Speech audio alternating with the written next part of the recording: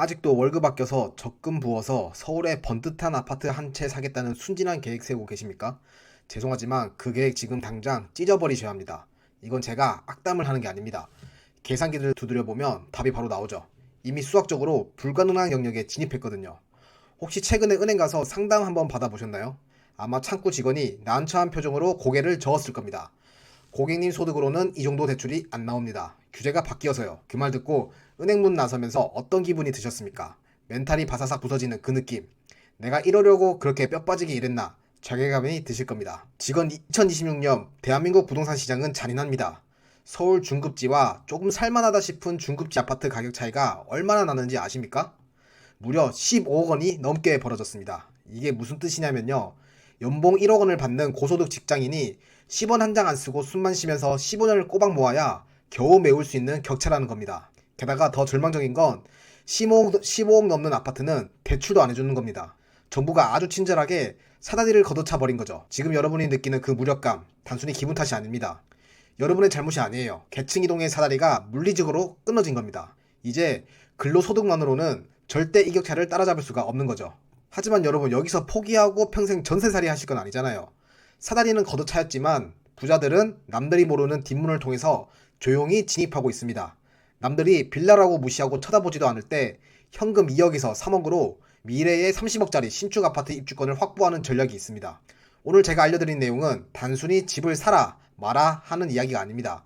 꽉 막힌 아파트 시장의 정문을 우회해서 세금 한 푼 안 내고 인서울 상급지의 주인이 되는 합법적인 치트키를 알려드리겠습니다. 자, 일단 뼈 때리는 팩트부터 확인하고 가겠습니다. 여러분이 지금 느끼는 그 막막함이 단순히 기분 탓이 아니라는 걸 증명해 드릴게요. 예전에는 소위 마용성이라고 하죠. 마포, 용산, 성동구에 집 한 채 있으면 그거 팔고 은행에서 대출 조금 보태서 강남이나 반포로 넘어가는 게 가능했습니다. 그게 바로 부동산 투자의 정석이었고 우리 부모님 세대가 부자가 된 방식이었습니다. 징검다리를 하나씩 건너뛰면서 자산을 불려가 나가는 거죠.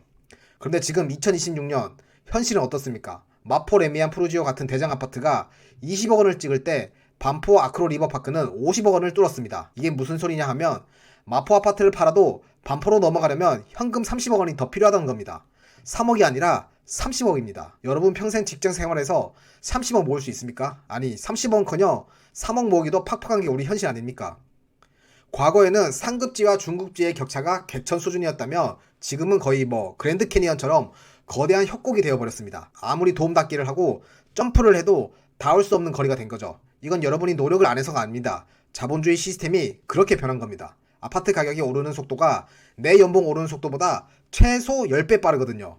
거북이가 아무리 열심히 기어도 제트기를 따라잡을 수 없는 거랑 똑같습니다. 인정할 건 쿨하게 인정해야 합니다. 이제 근로소득만으로는 상급지동이 절대 불가능한 거죠. 이 사실을 먼저 받아들이지 않으면 여러분은 평생 헛다리 집만 짓다가 끝납니다. 아파트에서 아파트로 갈아타는 그 아름다운 시절은 이제 역사 속으로 사라진 거죠. 여기서 더 환장하는 포인트가 있습니다. 바로 대출입니다. 우리가 상식적으로 생각하면 비싼 집일수록 담보가치가 확실하니까 은행에서 돈을 더 많이 빌려줘야 정상 아닙니까? 그런데 대한민국 부동산 정책은 정반대로 작용하고 있어요. 비싼 동네일수록 투기과열 지구다 뭐다 해서 규제란 규제는 다 걸어 잠궜습니다.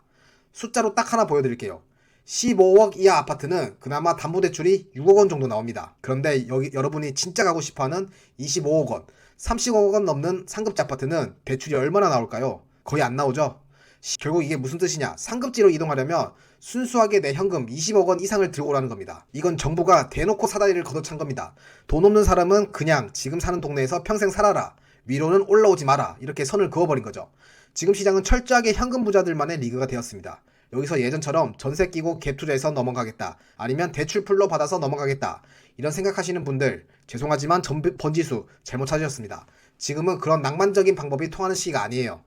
계란으로 바위치기라고 하죠. 지금 기존 방식으로 상급지 문을 두드리면 문이 열리는 게 아니라 여러분 머리만 깨집니다. 그래서 우리는 전략을 완전히 바꿔야 해요. 정문이 막혔다면 담을 넘든 개구멍을 찾든 들어가야 할 거 아닙니까? 다행히도 아직 부자들도 귀찮아서 안 쳐다보는 아주 작은 틈색 하나 남아있는데요. 여러분 눈을 크게 뜨고 잘 들으셔야 해요. 대부분의 사람들이 부동산 공부한다고 하면 네이버 부동산 켜놓고 다 지어진 아파트 시세만 쳐다봅니다. 강남이 얼마 올랐네, 잠실이 신고가를 찍었네 하면서 한숨만 푹푹 쉬죠. 이게 바로 하수들이 하는 전형적인 행동 패턴이에요. 이미 다 만들어진 명품 가방을 백화점에서 제값 주고 사려고 하니까 비싼 게 당연하죠. 하지만 진짜 돈 냄새를 잘 맡는 고수들은 백화점으로 안 갑니다. 그들은 공장으로 가요. 남들이 거들떠 보지도 않는 허름하고 낡은 빌라촌으로 향한다는 말이에요. 왜냐고요? 그곳이 바로 미래의 강남 아파트가 만들어질 공장이자 원재료이기 때문이죠. 여러분, 냉정하게 한번 생각해 봅시다. 서울에 지금 아파트 지을 빈 땅이 남아 있습니까? 눈 씻고 찾아봐도 없습니다. 강남, 서초, 용산, 마포 어디를 가도 이미 건물들이 빼곡하게 들어차 있죠. 그렇다면 앞으로 서울에 새 아파트가 공급되려면 방법은 딱 하나밖에 없습니다. 기존에 있던 낡고 병든 주택들을 싹 부수고 그 자리에 새로 올리는 것, 바로 재개발, 재건축뿐이죠. 이건 선택의 문제가 아니라 생존의 문제입니다. 서울시는 늙어가고 있고 주택 공급을 해야 하는데 땅은 없습니다. 결국 썩은 빌라촌이 천지개벽해서 30억짜리 랜드마크 아파트로 변하는 건 시간 문제일 뿐 정해진 미래라는 겁니다. 이 거대한 흐름을 읽으셔야 해요. 그런데 많은 분들이 빌라라고 하면 일단 거부감부터 느낍니다. 빌라는 사면 가격 떨어지는 거 아니냐? 황금성이 떨어져서 나중에 안 팔리면 어떡하냐? 이런 걱정하시는 분들이 많으신데 그건 여러분이 빌라를 거주 목적으로만 바라봐서 그렇습니다. 제가 지금 말씀드리려는 건 쾌적하게 살 집을 구하라는 게 아니죠. 우리는 지금 다 허물어져가는 벽돌을 사는 게 아닙니다. 그 아래 깔려있는 땅의 가치를 사는 것이고 더 정확히 말하면 5년 뒤, 10년 뒤 서울 핵심지에 들어설 신축 아파트 입주권을 미리 예약 구매하는 겁니다. 그것도 남들이 프리미엄을 몇 원씩 얹어주기 전에 아주 저렴한 원가 수준으로 선점하는 거죠. 자, 생각해보세요. 30억짜리 아파트가 될 물건을 지금 3억 원, 4억 원에 살 수 있는 기회가 있다면 잡으시겠습니까? 아니면 빌라는 위험하다 하면서 그냥 지나치시겠습니까? 지금 시장은 완성품인 아파트 공급이 씨가 말라가고 있습니다. 이럴 때일수록 원재료인 재개발의 빌라 가치는 폭등할 수밖에 없어요. 이건 단순한 투자가 아니라 미래 가치를 현재 가격으로 훔쳐오는 합법적인 타임머신과 똑같은 겁니다. 여기까지 들으신 분들 중에서 엉덩이 들썩거리면서 불안해하신 분들 분명히 계실 거죠. 등뼈양님, 말은 다 알겠는데 제가 집이 한 채 있거든요. 혹은 지금 집을 사면 나중에 세금 폭탄 맞는 거 아닙니까? 대한민국에서 다주택자 되면 투기꾼으로 몰려서 뼈도 못 추린다고 하던데 이런 걱정하시는 게 당연합니다. 지금까지 학습된 공포가 있으니까요. 보통 우리가 집을 두 채, 세 채 늘리면 정부가 징벌적 과세를 때립니다. 취득세만 해도 집값의 12%라고 하고 가지고 있으면 종합부동산세로 몇천만 원씩 뜯어가고 나중에 팔아서 차익을 좀 보려고 하면 양도세 중과라고 해서 수익의 70%, 80%를 세금으로 걷어가죠. 이러니 남는 게 없죠. 제주는 곰이 부리고 돈은 정부가 가져가는 꼴이 되었습니다. 그런데 여러분, 여기서 진짜 충격적인 반전이 하나 있어요. 정부가 아파트 시장은 꽁꽁 묶어두면서 이 빌라 시장에는 슬그머니 뒷문을 열어줬습니다. 바로 신축 소형 주택에 대한 파격적인 세제 혜택인데요. 이게 무슨 말이냐면 전용 면적 60제곱미터 이하 그리고 가격 6억 원 이하의 신축 주택을 사면 정부가 눈을 딱 감아주겠다는 겁니다. 이게 얼마나 대단한 혜택인지 감이 잘 안 오시죠? 제가 하나씩 뜯어드릴게요. 첫 번째, 취득세 중과 배제입니다. 원래 다주택자가 되면 취득세율이 최대 12%까지 치솟습니다. 5억 원짜리 집을 사면 세금만 6천만 원을 내야 하죠. 미친 거죠. 그런데 이 조건에 맞는 신축 빌라를 사면 주택수에서 빼줍니다. 그냥 1주택처럼 1%에서 3%만 내면 끝인 거죠.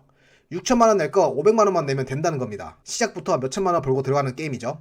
두 번째는 더 무서운 종부세 합산 배제입니다.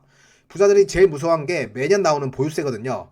집값이 오르면 세금도 같이 오르니까요. 그런데 이 주택은 아예 종부세 계산할 때 투명인간 취급을 하는 겁니다. 거의 없는 셈 치겠다는 거죠. 서울 한복판에 등기를 쳤는데 세금 계산기에는 안 잡히는 유령주택이 되는 거죠. 자, 마지막 세 번째가 결정타입니다. 바로 양도세 중과 배제입니다. 나중에 집값이 올라서 팔 때 원래 다주택자는 차익의 절반 이상을 세금으로 내야 하죠. 하지만 이 녀석은 일반 과세로 적용해준다는 겁니다. 그냥 집 한 채 있는 사람이 파는 거랑 똑같이 세금을 매긴다는 거예요. 도대체 정부가 왜 이러는 걸까요?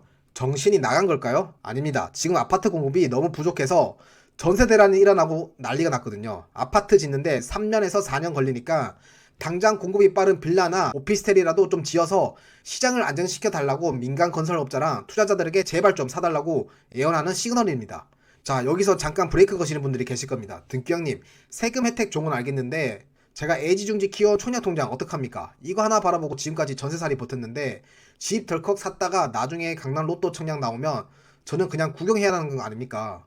이 마음 제가 누구보다 잘 압니다. 대한민국에서 청약통장은 단순한 금융상품이 아니라 내 집 마련의 꿈이자 마지막 보루 같은 존재니까요. 이걸 깨는 건 마치 내 인생의 보험을 해지하는 것 같은 공포감을 줍니다. 하지만 여러분이 모르는 진짜 비밀 하나 더 있죠. 정부가 주택공급 규칙을 아주 교묘하게 바꿔놨습니다. 수도권 기준으로 공시가격 5억 원 이하, 전용면적 60제곱미터 이하의 소형주택, 즉 빌라나 도시형 생활주택을 사면 청약할 때 무주택자로 간주해주는 겁니다. 이게 무슨 말이냐면 내가 분명히 내 명의로 된 집이 있고 등기 권리증도 가지고 있는데 청약홈 사이트에 들어가면 여전히 무주택자 기간 만점을 유지해준다는 겁니다. 이건 진짜 사기급 스킬이에요. 여러분은 지금 빌라를 사서 매년 오르는 시세 차익을 따박따박 챙기면서 동시에 언젠가 터질지 모르는 3기 신도시나 강남 반포의 로또 청약 기회까지 그대로 살려두는 거죠. 자, 여기까지 들으시고 당장 부동산 달려가서 아무 빌라나 계약금 쏘려는 분들 제발 멈추십시오. 제가 빌라 사라고 했다고 해서 예쁘게 지어진 신축 빌라 아무거나 덜컥 사라는 뜻이 절대 아닙니다. 여러분이 사야 할 빌라는 우리가 살기 좋은 집이 아니라 아파트가 될 운명을 가진 집이어야 한다는 거죠. 부동산 사장님이 여기 엘리베이터도 있고 주차장도 넓어요 하면서 보여주는 깨끗한 신축 빌라 다 필요 없습니다. 오히려 피해야 합니다. 우리가 찾아보는 보물은 그런 게 아닙니다. 여러분이 주목해야 할 건 딱 두 가지, 노후도와 동의율입니다. 이 두 단어를 머릿속에 문신처럼 새기십시오. 첫 번째, 노후도입니다. 네이버 지도나 부동산 앱 켜놓고 지적 편집도 한번 눌러보세요. 빨간 벽돌집이 다닥다닥 붙어있는 곳, 소방차가 도저히 들어갈 수 없을 만큼 좁아터진 골목길, 비 오면 물 셀 것 같고 밤에 다니기 무서운 그런 동네, 바로 거기가 여러분의 인생을 바꿔줄 노다지입니다. 법적으로 노후도가 67% 넘겨야 재개발 구역 지정으로 가능하거든요.